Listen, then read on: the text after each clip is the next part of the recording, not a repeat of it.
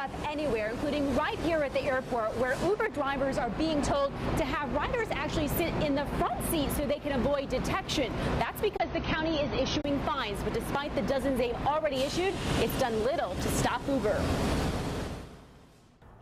Okay, at this point, we're going to request an Uber driver to pick us up at the Tri-Rail here in Boynton Beach. We're requesting a driver. Success. It should be coming now. He's coming? Yeah, success. Okay, we're on. Let's go ahead. Good.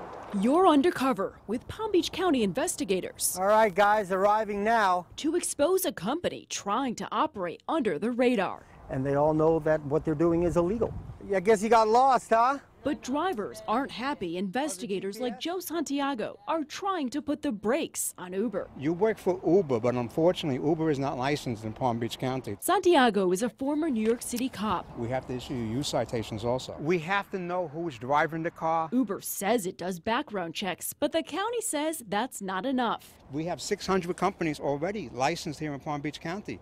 We don't let them do their own background checks. We do them.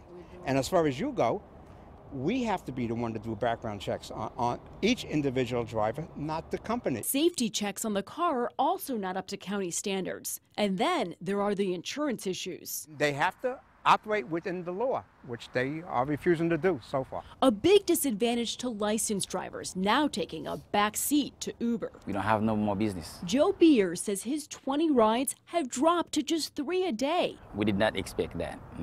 So there has to be a fair playing field. That's why Jeff Eidelberg is setting up another ride so the county's public safety team can shut it down. Uber! Yes, sir. How you doing, buddy? We just need to see your license and registration.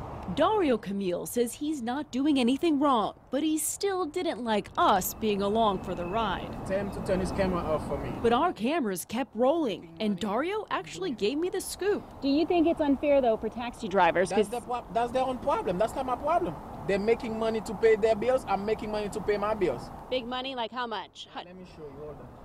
$1,200. Who doesn't want to make money? But he isn't making money on this ride. The fines are $2,250. Sometimes there's just violations that we don't believe should be there. Uber sends attorney Carla Lowry to represent the drivers in criminal court. Is that your understanding of the agreement? And like the drivers, tried to dismiss the problem. We've had a handful of cases here. Even with dozens of citations, investigators even admit it's not enough. Uber has so much of a financial backing that the citations that we issue to them in all reality is meaningless. Meaningless to Uber and the drivers. So are you going to continue operating illegally? We got our answer. So now I'm going to request Uber. 20 minutes later, Requesting. at a different location. Dario's coming back.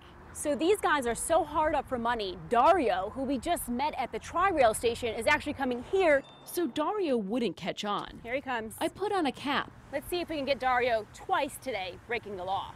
That's Dario right there. See if he comes to pick me up. Dario approached slowly at first, then hit the gas. Dario, why are you running after us? Knowing this ride would cost $2,000 too. When they drive away like that, what does that show you?